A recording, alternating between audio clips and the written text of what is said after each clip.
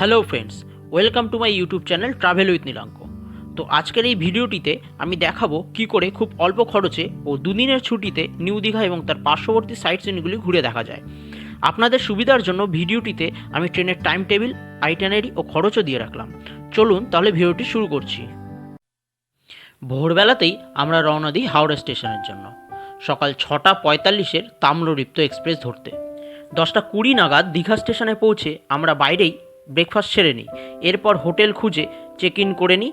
তারপর আমরা সমুদ্র স্নানে বেরোই।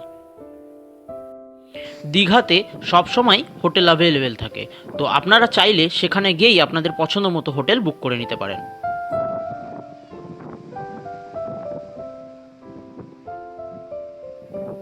সমুদ্র স্নান করার পর আমরা দুপুরের লাঞ্চ সেরে সন্ধেবেলার দিকে একটু বেরোই দীঘার বাজারে।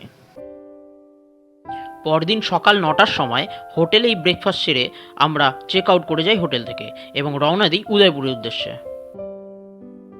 নিউ দীঘা থেকে আপনারা চাইলে হেঁটেই উদয়পুর যেতে পারেন, অথবা অটো আছে, 30-40 টাকা ভাড়া নেবে। উদয়পুরে স্নান সারার পর আমরা ওখান থেকে অটো নিয়ে চলে যাই চন্দনেশ্বর মন্দিরে। উদয়পুর থেকে চন্দনেশ্বর মন্দিরের ডিস্টেন্স 5 কিলোমিটার। নিউ দীঘা থেকে মাত্র 6 কিলোমিটার দূরে ওড়িশার বালাসোরে অবস্থিত এই মন্দিরটি খুবই জাগ্রত। কথিত আছে, লক্ষ্মণী নামে এক গৃহবধূ গরু চড়াতে গিয়ে লক্ষ্য করে তার গাভীটি হোগলা জঙ্গলে অবস্থিত একটি নির্দিষ্ট মাটির ফাটলে প্রতিদিনই দুগ্ধ বর্ষণ করে। বলা হয় সেইখানেই লক্ষ্মণী মহাদেবের দর্শন পান।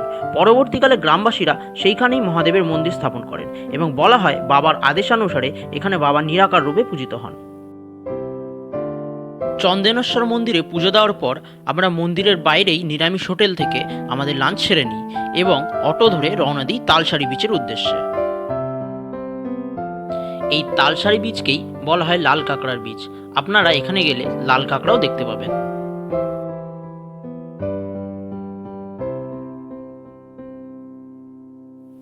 এখানে বোটিংয়ের ব্যবস্থাও রয়েছে, আপনারা চাইলে বোটিংও করতে পারেন। এবং বিচে বাইক রাইডিংয়ের ব্যবস্থাও রয়েছে, আপনারা চাইলে তাও করতে পারেন।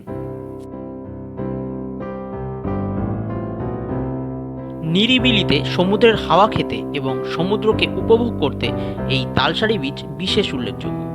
বিচের বাইরেই বিভিন্ন সি ফুডের দোকানও রয়েছে, আপনারা চাইলে সেগুলোও ট্রাই করে দেখতে পারেন। আপনাদের সুবিধার জন্য ট্রিপটির আইটিনারি আমি স্ক্রিনে দিয়ে রাখলাম।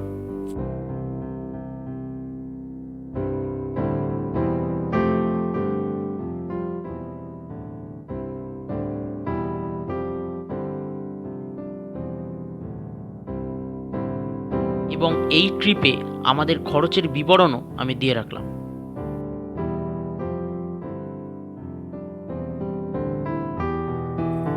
বেশ অনেকক্ষণ তালসারি বিচে সময় কাটানোর পর আমরা বিকেল 5:30 নাগাদ অটো ধরে রওনা দিই 7:20 কান্ডারি এক্সপ্রেস ধরবার জন্য।